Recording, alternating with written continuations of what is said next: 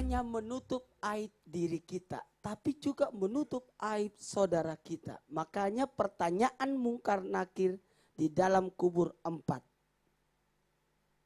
4 pertanyaan mungkar nakir. Siapa Tuhanmu? Siapa nabimu? Siapa imanmu? Dan siapa saudaramu? Muslim. Pertanyaan ini akan diminta penjelasannya. Siapa Tuhanmu? Allah. Tapi kenapa tidak salat? Kenapa tidak taat? Siapa nabimu?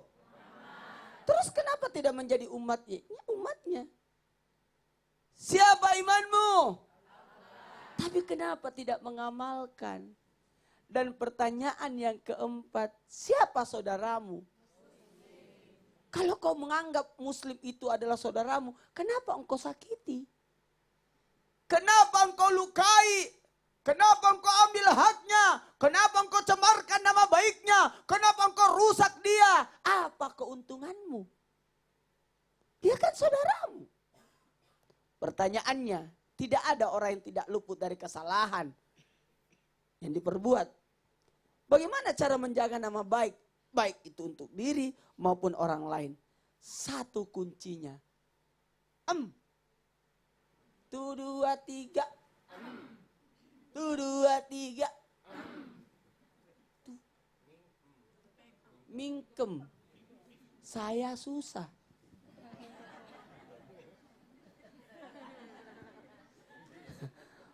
Man kana yu'minu wal yaumil akhir falyakul khair aw yasmut. Kalau tidak bisa berkata baik, lebih baik diam. Itu mulut tidak bisa direm. Mohon maaf teman-teman grup saya yang ada di sosial media. Mohon maaf, saya itu jarang berkomentar. Ngerasain nggak? Tapi nggak baca ya Ustadz? Aku baca. Tapi kalau aku kan, mohon maaf, satu kata dari saya jadi hukum. Kata Ustadz Maulana, per itu. Jadi saya tuh di grup WhatsApp itu aku nggak pernah komen. Kenapa? Karena itu akan jadi apalagi dulu waktu aku masih main BBM, BlackBerry itu, pernah aku didamprak sama orang. Padahal aku cuma posting kata-kata nasihat. Langsung aku ditelepon, enak aja sok nasihatin. Padahal ternyata dia berkasus persis kata-kata saya. Mana aku tahu. Jamaah. Kalau begitu kata-kata sekarang bukan hanya di mulut, tapi di tulisan. Jarimu siletmu. Kalau mulutmu harimaumu, berarti jarimu cakarmu. Hati-hati Bu menulis. Selama ada tulisan itu, selama itu berdosa loh. Ya Bu ya. Mohon maaf yang di rumah juga begitu. Nih anak-anak muda nih yang susah posting-posting jelek-jelekin orang. Itu selama ada tulisan itu, berapa yang baca segitu dosamu. Tanggung jawab loh. Tanggung jawab. Maaf ya, maaf. Bagaimana cara menjaga nama baik diri? Satu kuncinya. 1, 2, 3. 20 dosa. Ada 20 dosa dari lidah. Kalau mau selamat, jaga lidah. 20 dosa dari lidah, dari bohong, fitnah, caci maki, ghibah, saksi palsu, dan semua kata-kata dan oce-ocean itu.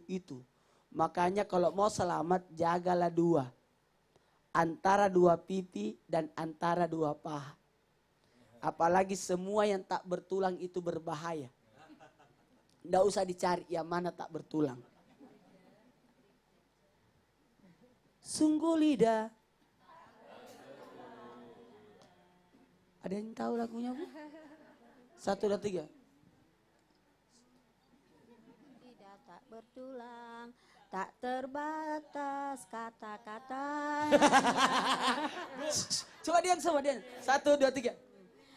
Memang lidah tak bertulang, tak terbatas kata-kata.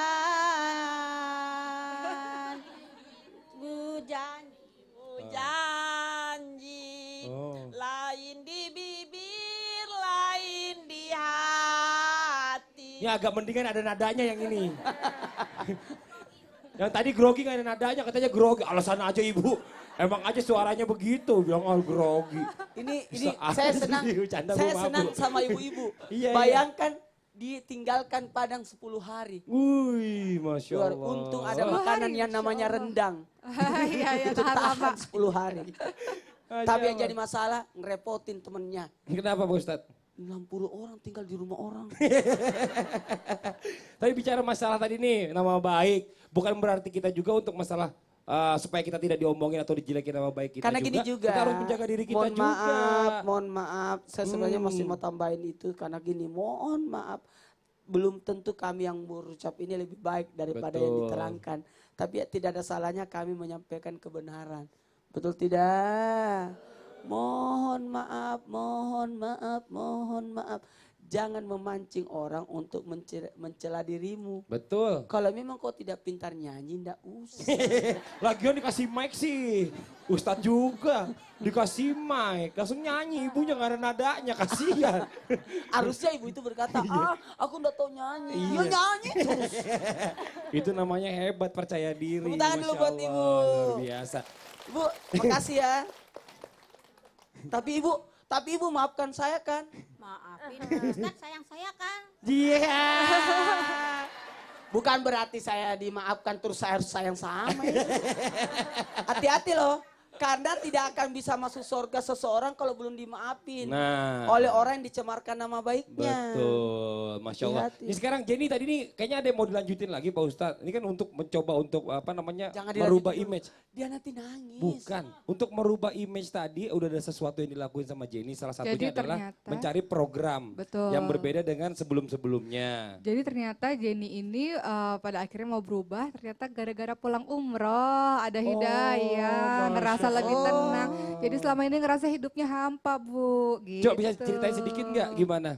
Iya, jadi aku pertama kali rubah image itu baru pulang umroh. Tahun? Ustadz. Tahun berapa ya? 2013 apa 2012 deh 2012 Udah kayaknya. lama.